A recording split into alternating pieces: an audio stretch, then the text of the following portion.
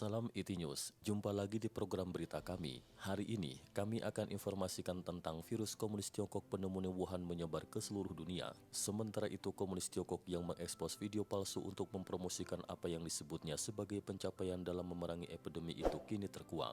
Pada tanggal 23 Maret, seorang netizen memposting adegan pasien yang keluar dari rumah sakit Wuhan. Dalam video itu, sutradara berkata siap action adegan menangis dan pasien pun langsung menangis haru di bawah sorotan kamera. Mari simak berita selengkapnya. Dari tayangan video singkat itu bisa disaksikan lorong rumah sakit di Wuhan. Ada 4 staf medis yang mengenakan pakaian pelindung. Pada pakaian pelindung, salah satu staf medis tampak tulisan siap melayani masyarakat. Pakaian pelindung beberapa staf medis lainnya juga bertuliskan beberapa kata seputar layanan staf medis.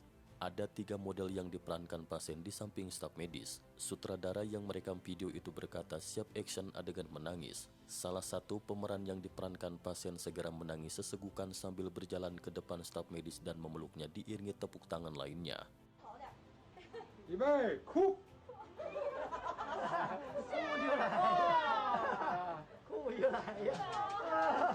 哭又来呀！恭喜你啊！回去都要好好养病啊！好的，谢谢。可以早点回家，因为还得隔离3个月。啊，是。 Netizen Niu yang memposting video itu berkomentar, adegan penyelamatan bencana, adegan puji syukur, adegan mengantar ke pemakaman, adegan secara langsung, adegan terapi, hanya adegan kremasi dan kejahatan komunis Tiongkok yang asli.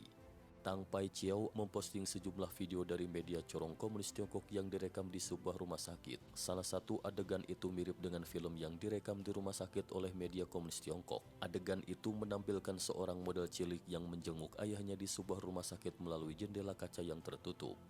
Benar-benar menjijikan, nafsu makan saya hilang setelah melihat adegan itu, tulis netizen.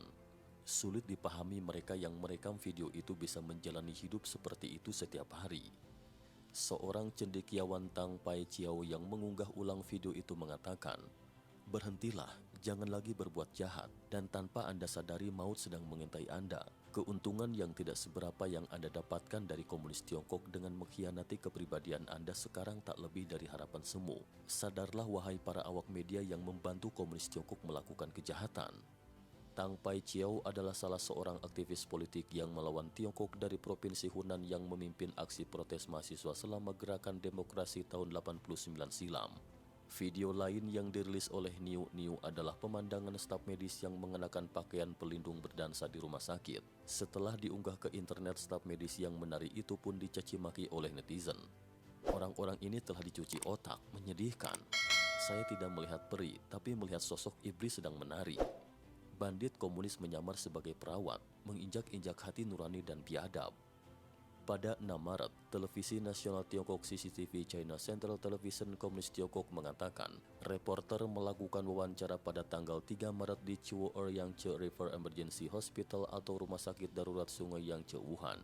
Sebuah video yang direkam CCTV tentang percakapan seorang perawat wanita dengan seorang pasien lansia memicu diskusi sengit para netizen Tiongkok. Ketika dokter bertanya kepada pasien di atas tempat tidur, "Bagaimana kabarmu hari ini, Pak?" "Baik," sahutnya. Dokter bertanya lagi, "Bagaimana dengan tenggorokanmu hari ini, masih sakit?" "Tidak," jawabnya singkat.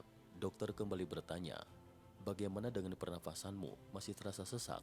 Tak disangka, pasien yang tidak paham sedikit pun tentang dunia medis tertegun sejenak dan ragu-ragu, kemudian balik bertanya kepada dokter, "Menurut dokter lebih baik saya bilang pendek atau sesak atau panjang lega?" Dokter memberi isyarat, "Pernapasan saya lancar." Pasien pun segera menjawab, "Nafas saya lancar dan tidak masalah." 我问一下，你之前嗓子还疼不疼？嗓子不疼，嗓子不疼。不疼，那你气短不短？哎，气短不短？是短好还是长好的？气不短啊。听不到，不短不短，哎。 Setelah video itu terbongkar, banyak orang mencibir CCTV entah mengapa belangnya yang sudah ketahuan itu masih saja disiarkan.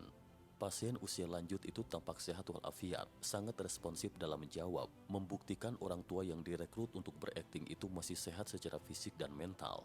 Media komunis Tiongkok dan pihak rumah sakit bekerja sama bersandiwara. Mereka menganggap 1,4 miliar penduduk Tiongkok itu orang-orang yang bodoh.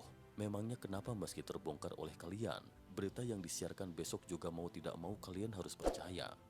Untuk memutihkan citra negatif dari rumah sakit kabin persegi seperti kamp konsentrasi, komunis Tiongkok menyuruh pasien untuk tampil di CCTV setelah membuat pernyataan terima kasih kepada komunis Tiongkok. Netizen mendapati bahwa pasien wanita yang berbagi pengalaman kepulangannya dari rumah sakit itu adalah orang yang sama dengan perawat wanita yang pernah mencium pacarnya di kaca isolasi. Radang paru-parunya sembuh tetapi otaknya rusak, cetus si netizen dengan nada mencibir. Tidak hanya itu, berita dari berbagai sumber menyebutkan bahwa komunis Tiongkok juga sedang merekrut mahasiswa di berbagai negara untuk merekam video palsu. Komunis Tiongkok berusaha menggunakan publisitas palsu untuk menebus kemarahan publik yang disebabkan tidak transparannya informasi epidemi yang berimbas pada penyebaran virus global.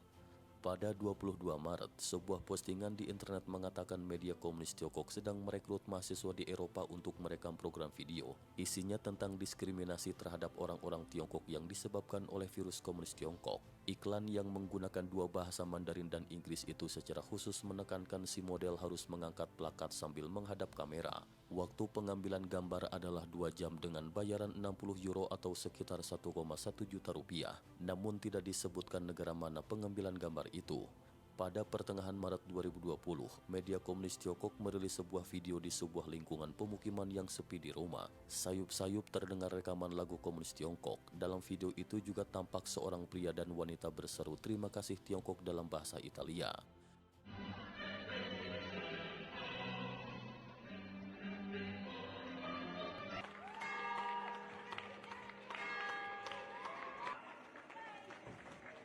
Opini publik menduga itu juga merupakan video palsu dari uang komunis Tiongkok untuk mempekerjakan seseorang membuat video sesuai kebutuhan.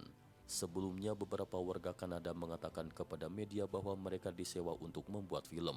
Belakangan diketahui ternyata itu adalah penduduk setempat yang menyamar sebagai pendukung direktur Huawei Meng Wanzhou. Mereka dibayar antara $100 hingga $150 Kanada, sekitar 1,1 juta rupiah hingga 1,7 juta selama 2 jam.